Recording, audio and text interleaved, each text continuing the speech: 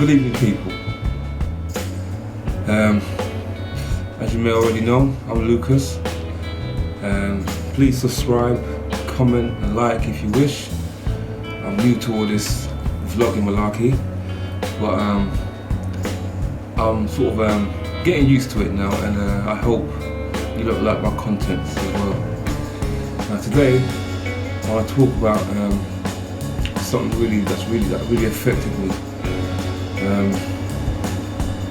Affected me deeply, you know. I mean, there's a lot of stuff happening in the world today, a lot of good stuff.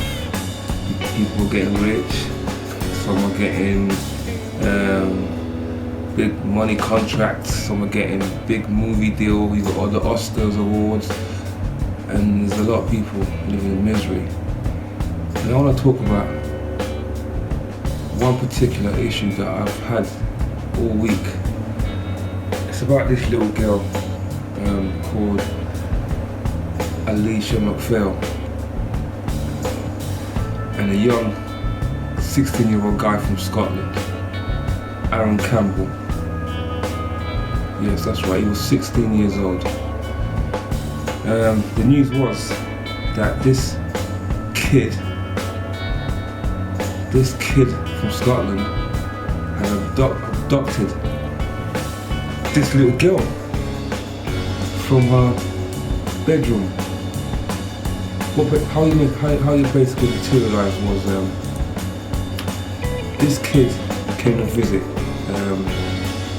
some people from his hometown. So while they were staying over, there was this sort of neighbours or friends or whoever who were staying next to them. And in this compound was this little girl. She was 6 years old, cute girl, knows nothing, innocent, you know, little cute, white, cute little girl. Knows nothing, you know, playing about, sleeping in her bed. That could be your daughter, my daughter. She was sleeping in her bedroom, and this fucking 16-year-old scumbag, this wrong'un, I don't know where they get that, what goes into their heads for not a man, but a kid to commit such a crime. So he kidnaps this little girl, right? Remember, he's 16 and she's only 6 years old. She's 6 years old. He kidnaps her from her bedroom. Yeah, he takes her to the woods. Yeah, he violently rapes her, and then he mutilated her, stabbed her over 100 times. I think that's what I'm hearing. 100 times or so. He left her for dead. So obviously he's gone back to his business, thinking that he ain't gonna get caught. But none the while, there was cameras recording his movements from his house. When his kid's mum asked him of his whereabouts, he obviously lied. So obviously to eliminate him from being suspected, his mum then saw what he was doing during the time of this murder. She saw he was climbing fences, going to the next door neighbour. However, this thing revealed itself because they didn't actually show the whole clips, they just showed bits and bobs what it did. So basically, he then had the audacity to lie about it and say, no, it was these people's fault, it wasn't my fault, even though he got caught blatantly on the camera. So basically, my conclusion, or she said, my summarization of this thing is, are we losing grip on reality? Are we losing grip on our kids? Now, this is 5 years ago. You didn't hear about this story in England. You hear about it in America. Mass murderers and whatnot. Sick kids in America. But now you got them over here now.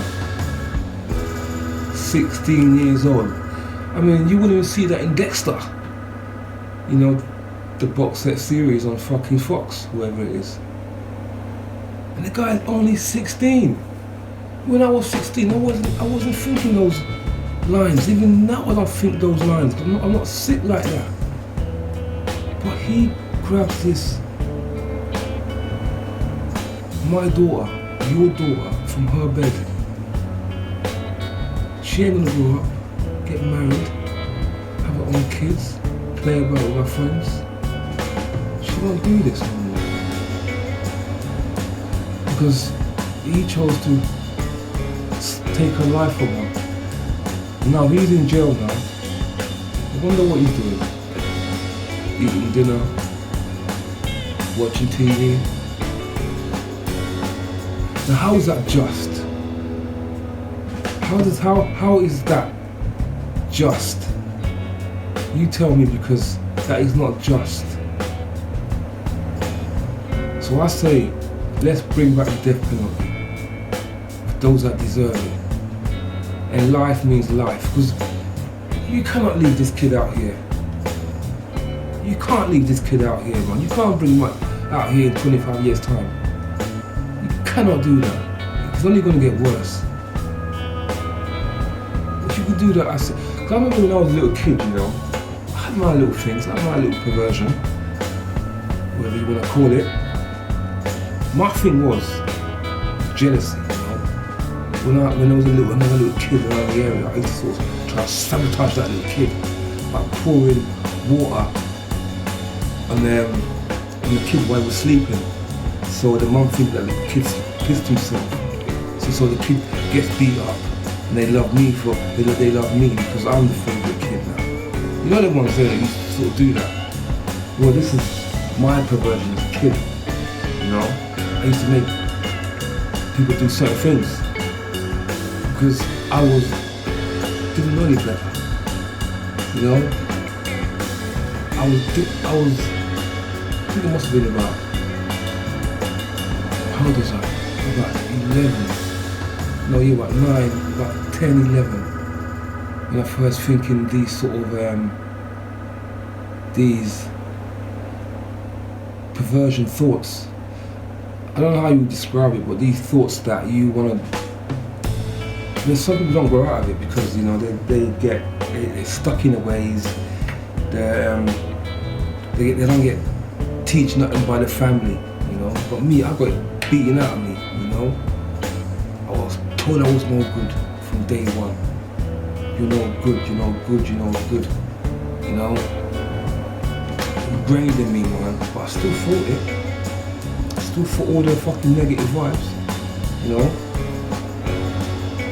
But I knew I was good.